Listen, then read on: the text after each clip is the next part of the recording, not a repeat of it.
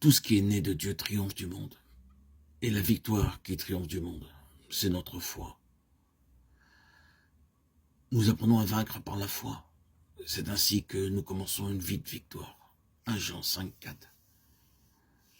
De même, nous jouissons de tous les dons de Dieu par la foi. En fait, sans la foi, nous ne pouvons pas comprendre ou jouir des dons de Dieu. La parole de Dieu vient à nous affectueusement et librement. Dans le livre de l'Apocalypse, il nous est dit comment vaincre d'une septuple manière. Dieu utilise beaucoup d'illustrations pour nous aider. La phrase « celui qui vaincra » est répétée 7 fois dans le chapitre 2 et 3 du livre de l'Apocalypse. Ces 2 chapitres peuvent de nouveau se diviser en 7 parties. Bien que 7 messages soient rapportés, nous pouvons dire qu'il y a en tout 49 messages dans les 2 chapitres. Tout d'abord, l'histoire de l'Église entière est résumée dans les messages aux 7 églises. Elle peut se diviser en 7 périodes. La première période de la souffrance de l'an 95 jusqu'en 325. Il y eut d'intenses souffrances et des persécutions contre les croyants. Ils furent dispersés et tués. Beaucoup furent emprisonnés. Ils perdirent tout ce qu'ils avaient. Cette persécution s'étendit sur 240 années environ. Avec la 3e période vint la chute. Lorsque Constantin devint empereur romain, beaucoup devinrent chrétiens uniquement parce que l'empereur était devenu chrétien. La fin de cette époque se produisit lorsque toutes sortes de pratiques babyloniennes furent introduites dans l'Église. Cette période s'étendit de l'an 325 jusqu'au début du 5e siècle.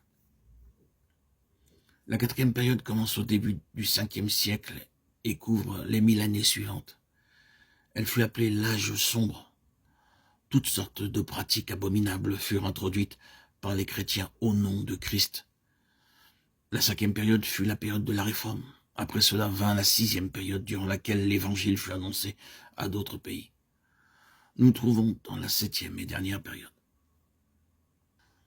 Dans Apocalypse 2 et 3, le premier message adressé à l'église d'Éphèse parle de la première période et le dernier message adressé à l'église de Laodicée parle de la dernière période. 7 titres sont donnés au Seigneur Jésus-Christ dans ces 7 messages destinés aux 7 églises.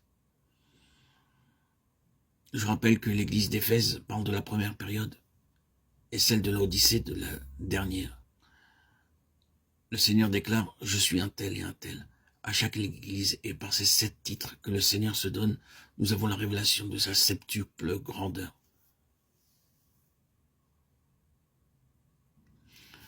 Il nous est rendu très clair dans ces 7 messages combien il est grand et merveilleux. Ensuite, le Seigneur adresse 7 reproches aux églises. « J'ai quelque chose contre toi », dit-il à chaque église. Les 7 reproches sont contenus dans ces messages. Il y a également les 7 grandes armes que le diable utilise contre le peuple de Dieu.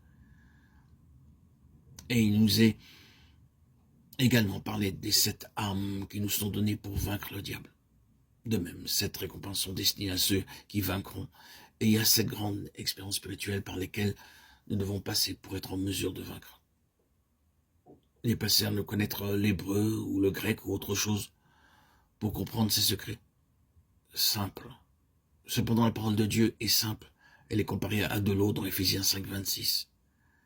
Afin de la sanctifier en la purifiant et en la lavant par l'eau de la parole.